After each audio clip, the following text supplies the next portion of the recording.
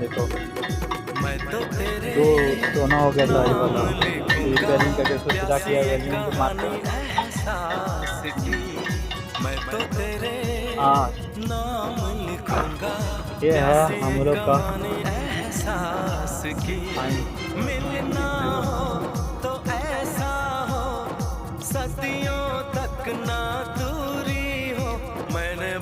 हम लोग के यहाँ काम चल रहा है अभी, देखते जाओ किस तरह मुर्गा को रिपेयरिंग कर दिया जैसे पूरा निकल